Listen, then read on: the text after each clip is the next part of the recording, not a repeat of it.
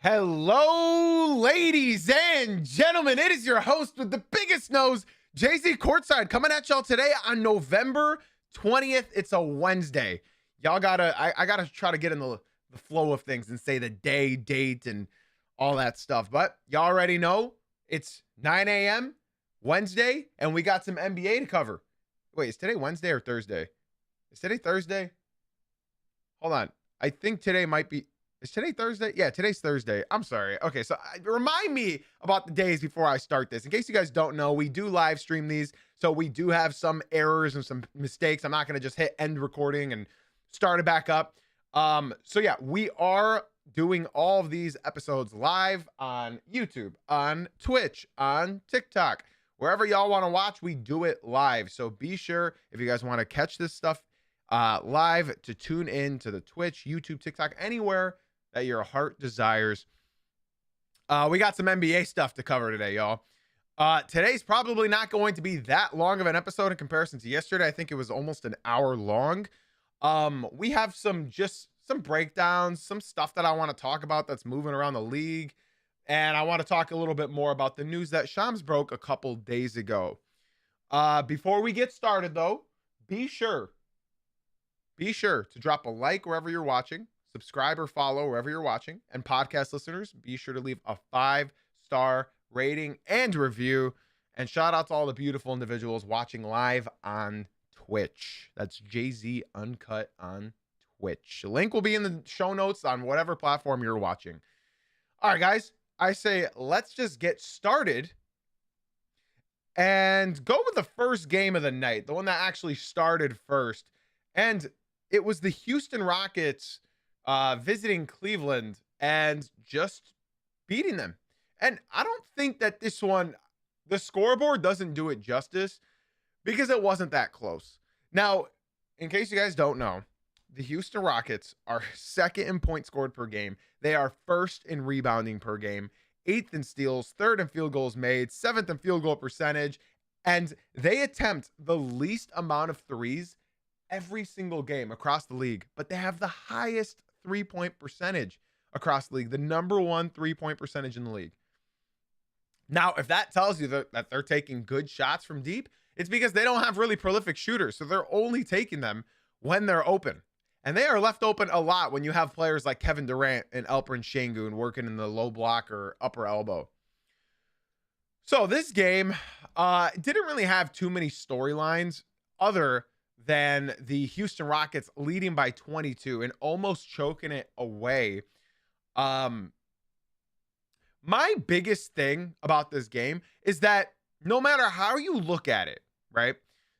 The Cleveland Cavaliers lost. I hate using this term, but they lost this game more than they wanted. So I want to sort of start with the way that the Rockets were defending Donovan Mitchell.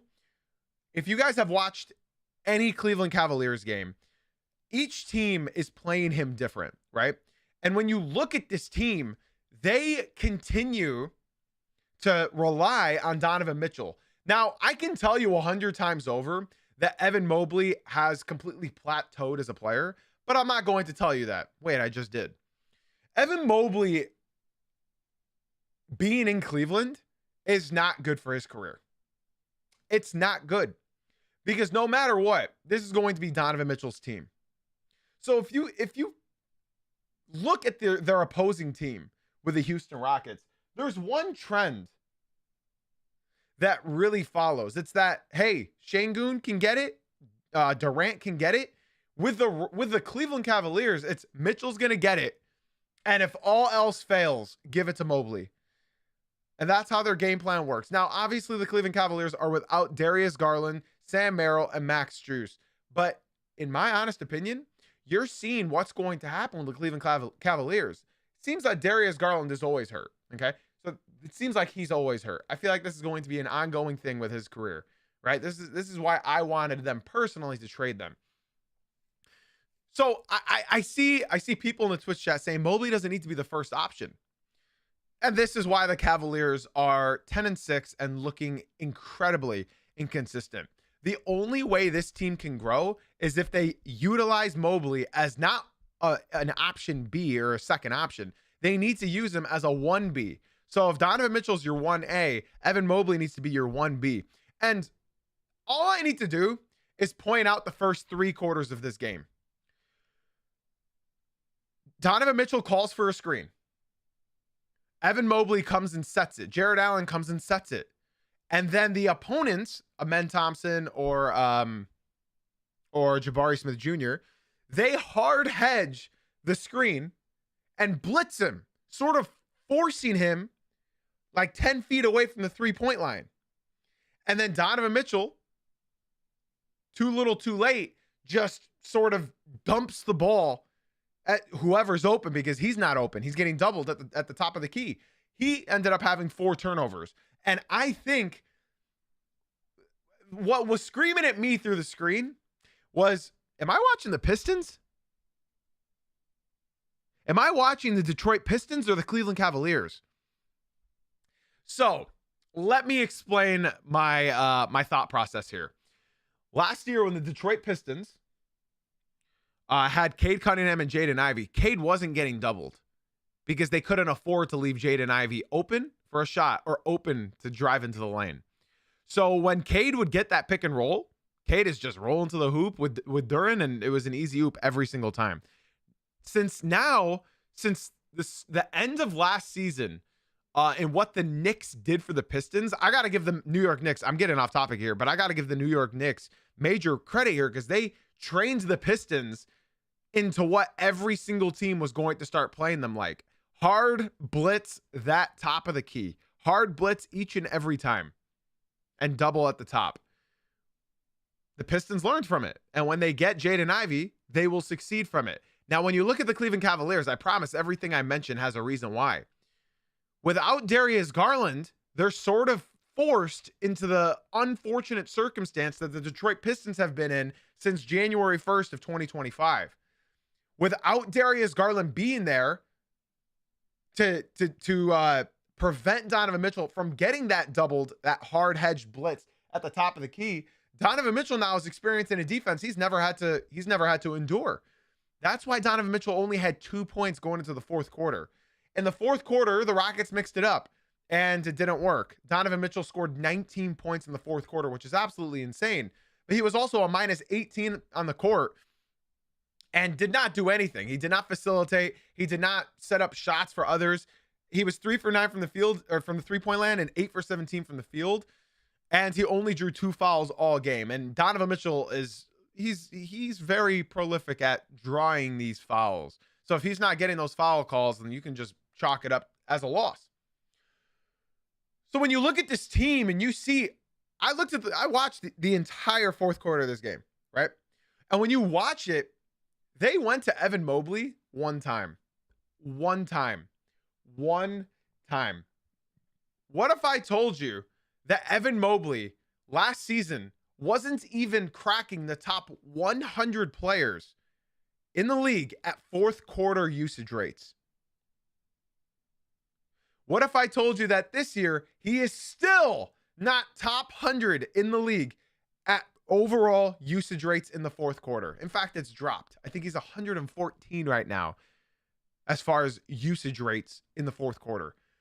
Evan Mobley, the guy that people say they'd rather have over Cade Cunningham, does not touch the ball in the fourth quarter. I love what the TikTok chat just said. Garland is the guy who gets him involved and he's out. I love that TikTok chat actually is educated and knows ball. Donovan Mitchell, when he's the sole provider for this team, nobody else is touching it. Nobody else is touching this ball. It's Donovan Mitchell or it's a miss. And that's how they play. DeAndre Hunter had an incredible first half. I think he had like 18 of his 25 in the first half. He was 8 for 8 from the free throw line. And on top of that, Evan Mobley's free throw shooting has completely abandoned him. On top of that, Donovan Mitchell has never been able to set up his bigs. You know, back when he had Rudy Gobert, I think part of the reason being that he's not able to set up his big men is because he played with a big man like Rudy Gobert that's not offensively strong. So when he sees this 5 and Jared Allen that's just good for dunks, he doesn't pass to him. And I got to be honest, Naquan Tomlin has been a lucky find for the Cleveland Cavaliers. I don't think that this team is much better if you insert Darius Garland, Max Strus. my biggest thing is if Darius Garland is in and out of this lineup, I think this team's just got to eventually move on from him and get used to not having him. Because right now, with Donovan Mitchell being the primary ball handler, he is not doing what I'm just going to use him as an example because the Rockets defended him the same way that they defend Cade Cunningham. Cade he's been used to these hard blitzes on the top of the key. Donovan Mitchell is not used to that. He's usually always got his secondary ball handler, and right now he doesn't have that. He's got a shot chucker in DeAndre Hunter, and he's got a big man that it just doesn't work. It doesn't work. The Cavaliers need their shooters back. Sam Merrill's okay. Max Strus, fine. But Darius Garland is going to prove valuable to this team, whether they succeed or fail. It will be because of Darius Garland. And I hate to put that blame on him, but somebody's got to take this blame. And it's not Donovan Mitchell scoring 19 points in the fourth quarter. But Evan Mobley, I need to see more. There's no reason that Evan Mobley is just not touching this ball. Now, on the other side, I want to talk about the Rockets before we move on from this game. The Houston Rockets have looked like a well-oiled machine. They're on a 5-game winning streak right now. It's their second 5-game winning streak of the season. And something that stands out, and I notice it every single time I watch the Houston Rockets, Alperen Sengun's the number one on this team. So do you know how I was just saying that Donovan Mitchell and Evan Mobley are the 1A? They should be the 1A and 1B. The Houston Rockets are about the same way, except they're actually executing that 1A, 1B. Alperen Sengun is the 1A. Kevin Durant's the 1B. If Alperen Sengun can't get it, Durant will get it. If Durant can't get it, Alperen Sengun will get it. That's not how the Cavaliers function. The Cavaliers function as if Donovan Mitchell can't get it, nobody's getting it. So when you look at the Houston Rockets and you see that they're 10-3 and they're on another 5-game winning streak, it's sort of a sight to see because they're doing it in a way that I was told can't work in the NBA anymore. And people were willing to just write it off after the first 2 games of the season. And I would like to just point out, I think the Houston Rockets right now are sort of showing the younger generation that say the lack of offensive big men in the early 2000s and 90s wouldn't be able to compete in today's NBA. And I'd like to disagree. I'd like to fully disagree now. I would like to fully disagree now. Because I think if you have a big man that actually knows how to play basketball, knows where they need to be, knows what they need to do, knows how to play the game of basketball, I think they could survive in today's NBA. And I mean, you're seeing it with Steven Adams right now. It's a thing of beauty. Clint Capella as well. He's getting 14 minutes off the bench. I think the Houston Rockets are incredibly fun to watch. Amen Thompson led the team in with 40 minutes, and he had 12 points, 9 rebounds, 6 assists, and 5 steals. I mean, this team is filled with demons. It's a really good time to watch them. And to see the dynamic between Alperen Sengun and Kevin Durant, it's beautiful. And I mentioned it in yesterday's episode. I said, and I quote, the NBA today has sort of turned into a pick your poison type league. You know, you got to leave somebody open. And if you're forced to leave a Durant or Alperen Sengun open because they're doubling in the elbow, that is not where you want to be. Another shout out for the homie Reed Shepherd. Bro, this guy has completely turned it around. Rockets fans wanted to ship him out for a bag of chips. This guy has completely turned it around. I like Reed Shepherd. Yeah, his defense isn't great, but if he's giving you a dozen off the bench every night, you're getting a great production. Now, I still think the Rockets need a point guard. That's not going to change anything. I think they still need a point guard. Mind you, we haven't even seen the Rockets at their close to their full strength. They're not going to have Fred VanVleet all year. They still haven't had Dorian Finney-Smith, and Tari Easton's obviously out as well. So we have not seen this team at full strength, and yet they're doing things that honestly nobody really expected. To be quite honest, nobody really expected this team to be this good so fast. You expected there to be growing pains, and there hasn't really been any just yet. My last note from this game is going just a little bit back to the Cleveland Cavaliers. Is when I was watching this game, the Cavaliers literally came back when Donovan Mitchell was out of the game in the second half. When Donovan Mitchell came out, Lonzo Ball was cooking up. Um, who else was scoring for them? It was Lonzo Ball, Dean Wade, and Craig Porter Jr. They were going crazy. Lonzo, I think, hit back-to-back threes. He was 2 for 8, but he didn't shoot that well. But he had those 2 threes. And then Craig Porter Jr. came in and dropped 9 off the bench as well. Overall, it's a very, very, very it's a scattered team. And when you can't bring your best player into the game and then suddenly that lead, you start having to like fall back on this rope. It doesn't work. DeAndre Hunter had a great first half, and that's as good as a game that you're going to get from DeAndre Hunter. If he's giving you 25 because he was inserted in the starting lineup, we all know he can score. It's just a matter of like if other people can score. And if they're not targeting their Evan Mobley, then you're just wasting that guy on the court. There's no reason for Evan Mobley to be on the court if you're not going to be targeting him. At that point, he's just doing cardio. That's all my notes on that game. I think the next one that I want to move on to is Vucci Main, Vucci baby, stealing that, or I guess securing that win in Portland. Now, he hit a game winner. I think that's his second game-winning 3 of the season, which is just hilarious to me. I low-key want to start. Mind you, if you guys didn't watch this game, the Chicago Bulls, I believe, were up 22 points, and they choked away the entire lead and then secured the win barely with that game winner. I low-key want to start with the Portland Trailblazers, though, when I talk about this game. In case you guys don't know, the Portland Trailblazers have lost 6 out of the last 7 games. That's not good. That's not good. And main reason is because they don't have defense. They don't play defense. They don't move the rock around the floor. They take the most field goals on any team, against any team in the league. They're 5th in three-point attempted. My issue with the Portland Trailblazers is their lack of defense. I mean, let's just look at their past few games, and you can see what I'm referring to when I say lack of defense. You're giving up 136 points to the Miami Heat. You're giving up 140 points to the Houston Rockets. You're giving up 138 points to the Dallas Mavericks.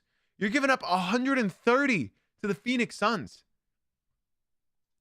The Portland Trailblazers are just not playing any defense, and they're just relying on their offense. But I'm sorry to break it to you, your offense is not good enough to just purely outscore every opponent that you're up against. Now, Denny Avdia, I mean, this guy, regardless of his political views, he's a good basketball player. I feel like he tries to play hero ball far too often, though. Jeremy Grant, 33 points. He's been normally coming off the bench, but he did start in place of Shaedon Sharpe. And he dumped off 33 points. Jeremy Grant's been their most consistent player other than Denny Avdia. So, I mean, when you look at this team, right? When you look at this team, yes, they're missing Drew Holiday. Yeah, they're missing Damian Lillard and Shaedon Sharpe. That's not even their biggest issue.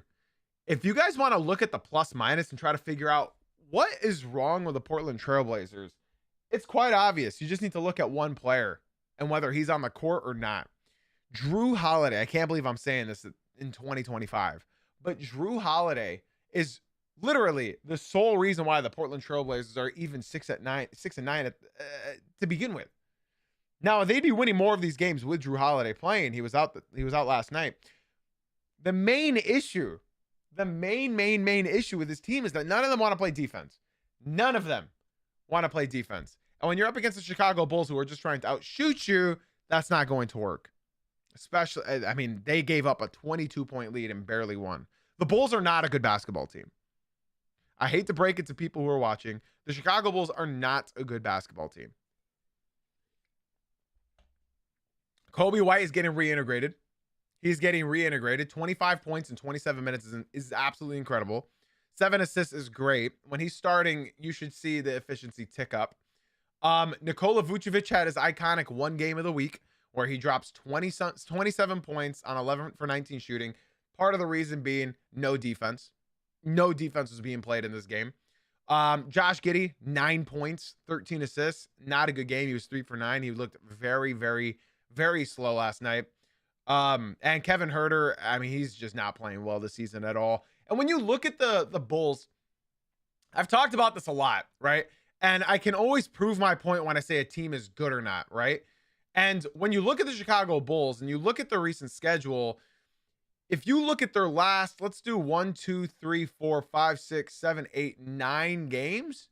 They have lost 6 out of their last 9 games.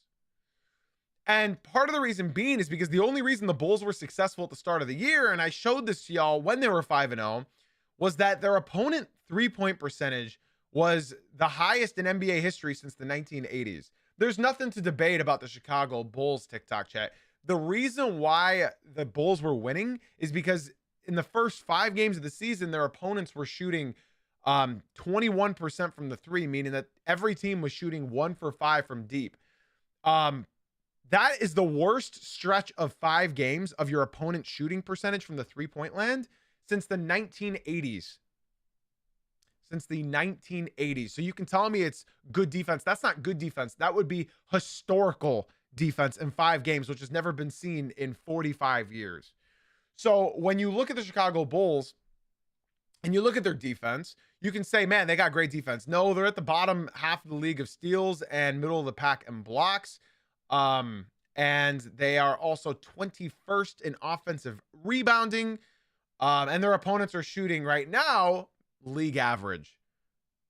So to tell me that they have historical defense is just absolutely blasphemous.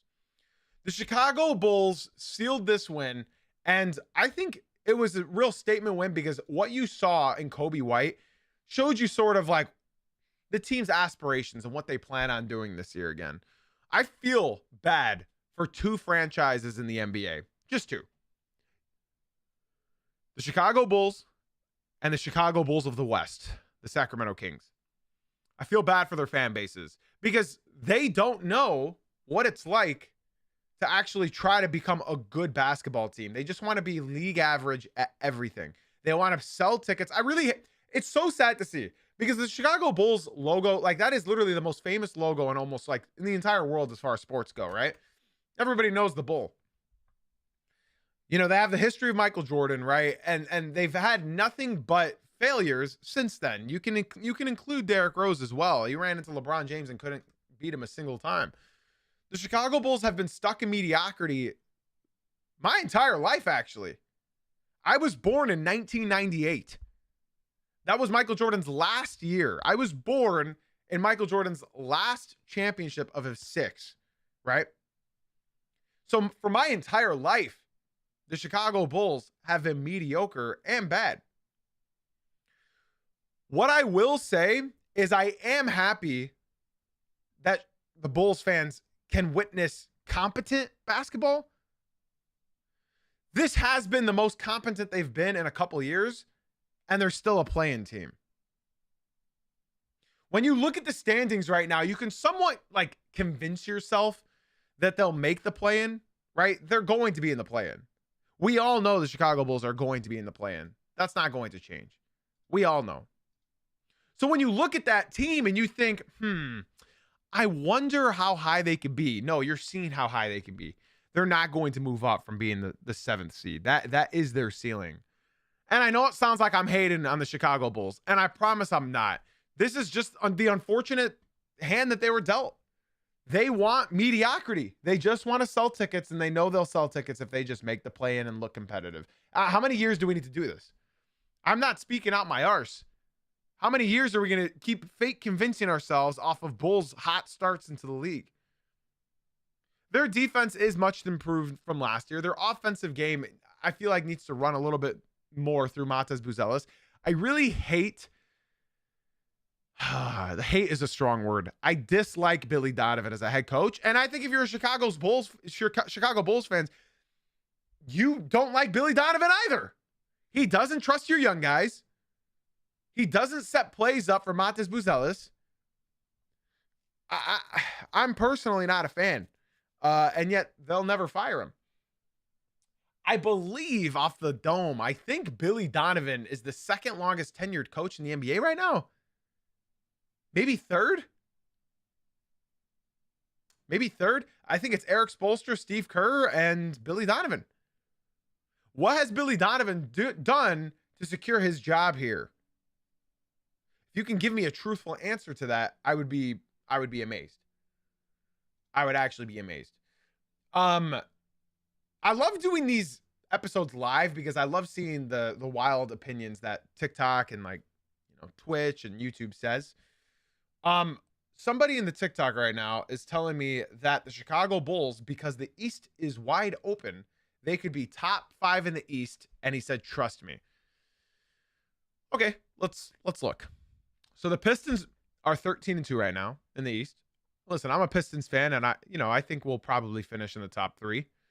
The Toronto Raptors have just blown my expectations out of the water, especially after their horrible start, right?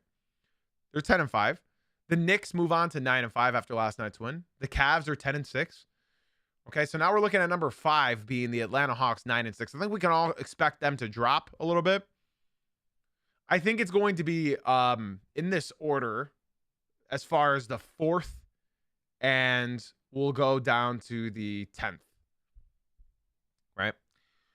So I think the Pistons or Raptors will be 4th, right? Maybe the Pistons will keep it up. Yeah, no, there's no way I see the Bulls securing a playoff spot. There's just no way. I still have the Magic over the Bulls. Quite frankly, I still have the 76ers over the Bulls. Which means they're a playing team at heart. I still have Giannis over the Bulls. And they're 8-7. I mean, when you look at this right here, the Bulls are only half a game from missing the play-in right now. They're half a game from just missing the play-in entirely. So I mean, when you look at that, I just don't see it. I don't see it. The Chicago Bulls don't have the firepower. And okay, I do want to say this for my last and final note for the Chicago Bulls. I'm sorry, but why do you want to make the playoffs?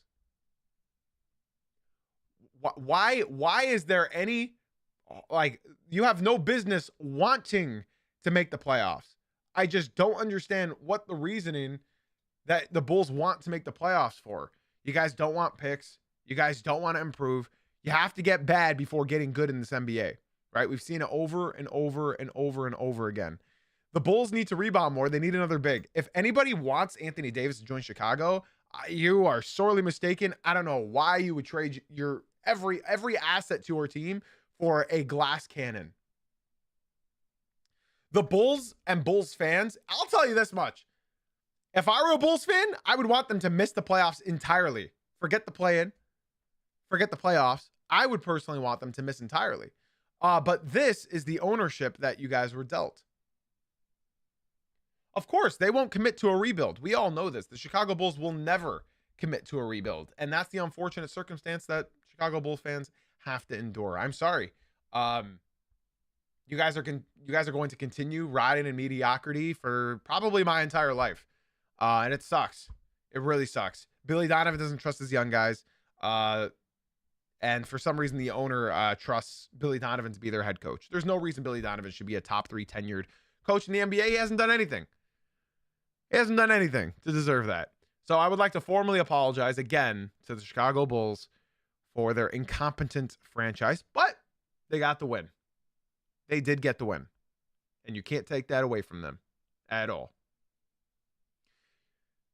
My final note on this is just a comment that just made me giggle. This guy, Matt, who said that they're going to be a minimum 5th seed, the Bulls. He said, we're probably trading Vooch midseason for younger pieces. You guys have been saying that for 3 years now. Let's move on. It's not going to happen. Sorry to break it to you. Okay, let's move on to a late game whistle. Getting the Knicks to survive against Dallas. Now, you never want to hear that in a sentence. Survive against Dallas, especially with how bad Dallas is. But the New York Knicks are sort of struggling right now. And they were without, I believe, OG Anunoby.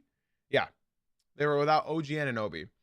Jalen Brunson returned, and the Knicks barely inked out this win. This was a real back and forth game.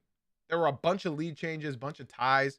This is a very competitive game against a team that was missing their rookie in Cooper Flag. They're also missing Anthony Davis. That's why nobody should trade for Anthony Davis. They're also missing Kyrie Irving, of course. They're missing Dante Exum. They're missing Dwight Powell. So this team is beat up. We all know the Dallas Mavericks, right? You guys don't need to You guys don't need an explanation about the Dallas Mavericks. We're all very understanding of what they got going on. So in case you guys didn't watch this game, Mikal Bridges had a big three. Landry Shamet was balling in the fourth quarter. I believe he hit both his threes in the fourth. Who would have thought that OG Anunoby getting hurt would somehow develop Landry Shamet into a demon? In case you guys missed what happened at the end of this one, Brandon Williams for the Dallas Mavericks had the ball, and he drove into the hoop, and he got called for an offensive foul, which then lost them the game. It was the game-winning shot, and that lost him the game. He basically wrapped, he put his left arm, right? He put the left arm onto the defender, and they called an offensive foul, and that lost him the game. Now, me personally, I don't believe in calling an offensive foul on the game-winning layup, but if the refs, I mean, it's truly amazing. Because that had, I don't know. I'm like at a loss of words right now because had that happened to the Pistons, I would be extremely upset. It happening to the Dallas Mavericks shouldn't really make anybody upset. It's the Dallas Mavericks. They should lose, right? So he obviously initiated the contact, and yet he got called for the foul. But from what I see in the NBA, if you get in the way of somebody's axis when they're running, that's typically a defensive foul. So I'm not quite sure how that call is being called there. Now, I'd like to give shout outs to Najee Marshall and D'Angelo Russell. D'Angelo Russell finally had a good game, and Najee Marshall 23 points, showing why they got him in the first place. Yeah, man. Let's talk about the Knicks side. The Knicks, you already know. Jalen Brunson led them with 28 points, 11 for 23 from the field. And Mikal Bridges had a huge shot at the end. I don't like games like this where Karl-Anthony Towns is like a third option. Yes, he had the second most points, but they were not going to Karl-Anthony Towns in the fourth quarter. Anybody else? If you're watching this game, then you understand what I'm talking about. They were not going to Karl-Anthony Towns. It was just Jalen Brunson save us as always.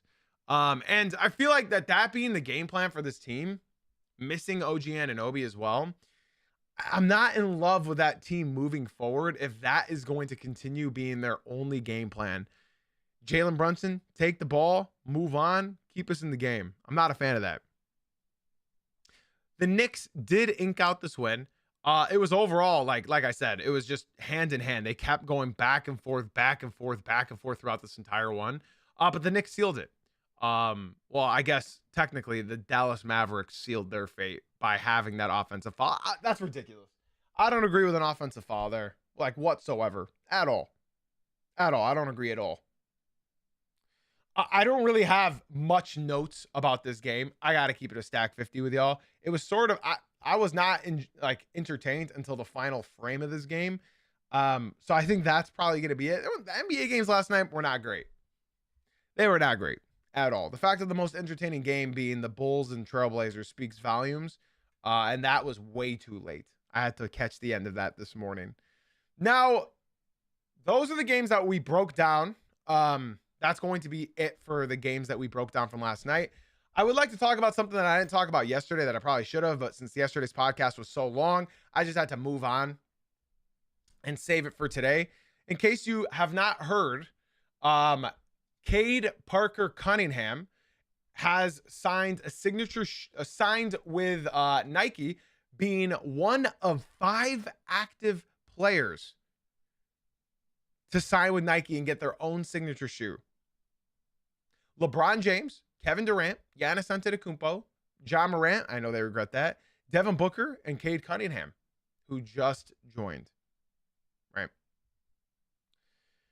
Cade Cunningham, my sweet prince. I am not only going to be rocking these on the court, I will be rocking them off the court. I will be wearing them in bed. I will be wearing them in my office. I'll be wearing them to church. If I go to church, I'll be wearing them to my wedding.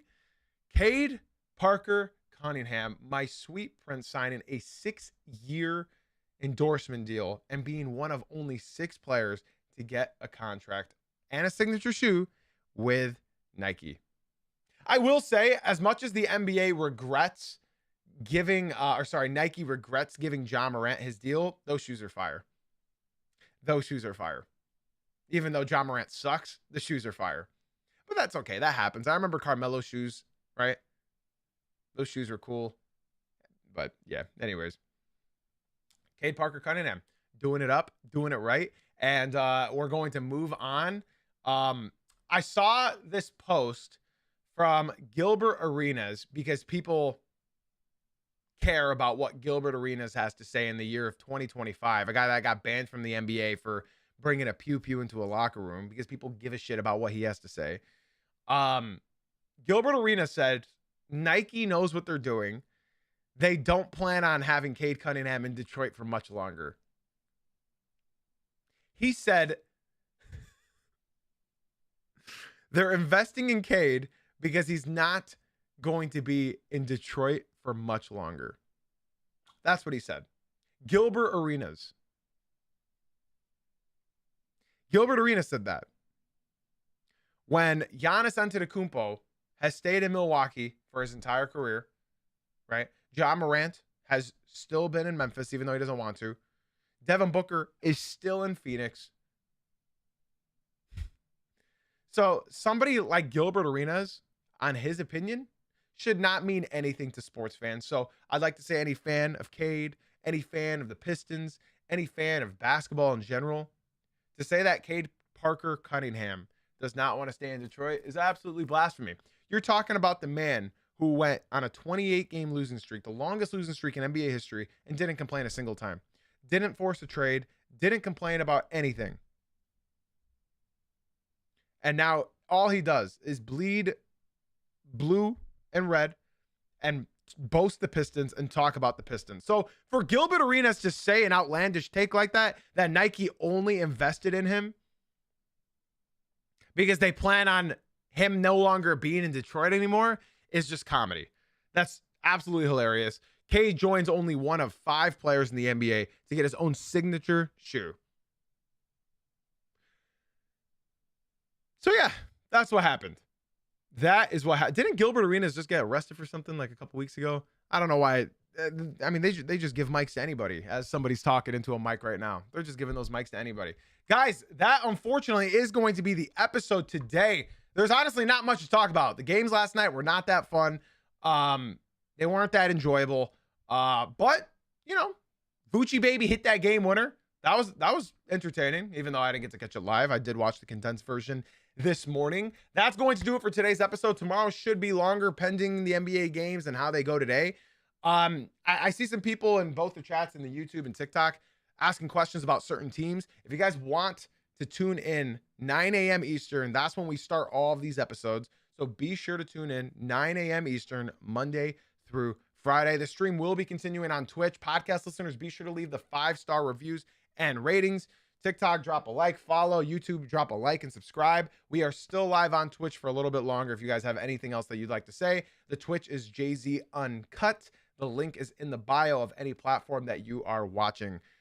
Guys, that's going to do it for today's episode. Thank you for being here. Thank you for being you. And as always, y'all, thank you for watching/listening. I'll see you guys tomorrow morning at 9 a.m. Eastern.